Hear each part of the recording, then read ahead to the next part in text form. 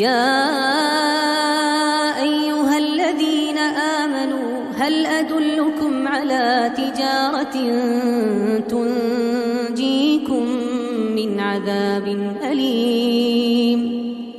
تؤمنون بالله ورسوله وتجاهدون في سبيل الله بأموالكم وأنفسكم ذلكم خير لكم إن كنتم تعلمون يغفر لكم ذنوبكم ويدخلكم جنات تجري من تحتها الأنهار ومساكن طيبة في جنات عدن ذلك الفوز العظيم وأخرى تحبونها نصر من الله وفتح قريب